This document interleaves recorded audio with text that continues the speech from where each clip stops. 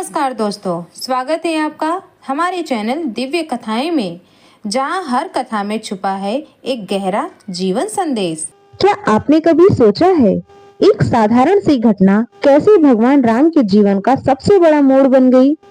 यही वो क्षण है जहां से शुरू होती है रामायण की सबसे अद्भुत यात्रा।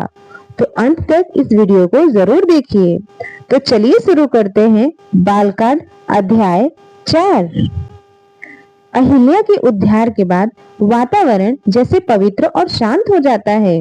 भगवान राम के चरणों का स्पर्श पाकर अहिल्या न केवल अपने श्राप से मुक्त होती है, बल्कि पूरे आश्रम में दिव्यता फैल जाती है।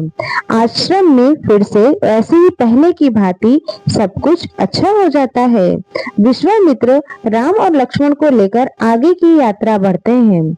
यह यात्रा अब केवल एक मार्ग नहीं, बल्कि एक बड़े उद्देश्य की ओर बढ़ता हुआ कदम है।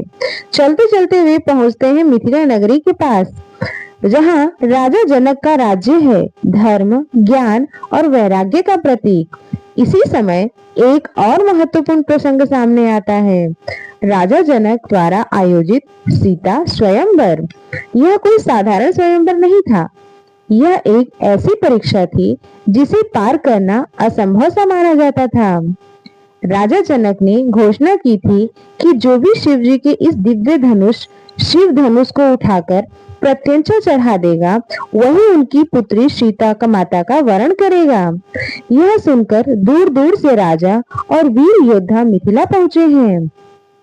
हर कोई अपने बल और सामर्थ्य पर गर्व करता है, लेकिन कोई भी उस दिव्य धनुष को हिला तक नहीं पाता। यह दृश्य हमें एक गहरा संदेश देता है। सिर्फ शक्ति नहीं, बल्कि दिव्यता और विनम्रता ही असली योग्यता होती है। जब भगवान राम सभा में प्रवेश करते हैं, तो वहां एक अद्भुत शांति छाती है। सीता माता की नजर जैसे ही राम पर पड़ती है, उनके हृदय में एक अनकहा विश्वास जाग उठता है। गुरु विश्वामित्र के आदेश पर राम आगे बढ़ते हैं।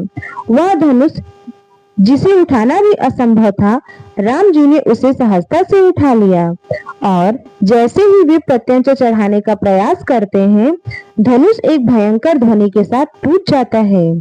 पूरा सभा स्थल स्तब्ध रह जाता है। यह केवल एक शक्ति का प्रदर्शन नहीं था, यह भगवान की दिव्यता का प्रमाण था। राजा जनक की आंखों में खुशी के आंसू आ जाते हैं। वे समझ जाते हैं कि यही वह योग्य वर है जिनके लिए सीता का जन्म हुआ है। इसके बाद पूरी मिथिला में उत्सव का माहौल बन जाता है। राम और सीता का विवाह तय होता है। यह केवल दो व्यक्तियों का मिलन नहीं, बल्कि धर्म और प्रेम का संगम है।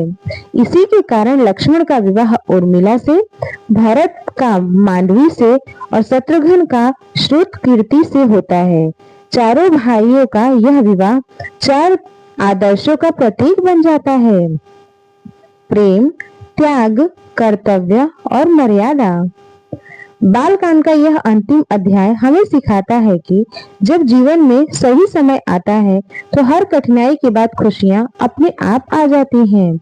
और यह भी कि भगवान की योजना हमेशा हमारे सोच से कहीं बड़ी होती है।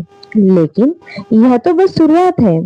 अब राम के जीवन में आने वाले हैं ऐसे मोड़, जहां उन्हें अपने सबसे बड़े धर्म और कर्तव्य का पालन करना होगा। क्या होगा जब अयोध्या में परिस्थितियां बदलेंगी? कैसे एक राजकुमार वनवासी बनेगा? और कैसे शुरू हो गई राम की असली परीक्षा? इन सभी सवालों के जवाब मिलेंगे आपको अगले भाग रामायण के अयोध्या कांड में। जुड़े रहिए हमारे चैनल दिव्य कथाएं से, और हमारे चैनल को सब्सक्राइब जरूर करें, क्योंकि अब कहानी और भी गहरी और भी प्रेरणादायी होने वाली है। जय श्री राम, जय हनुमान।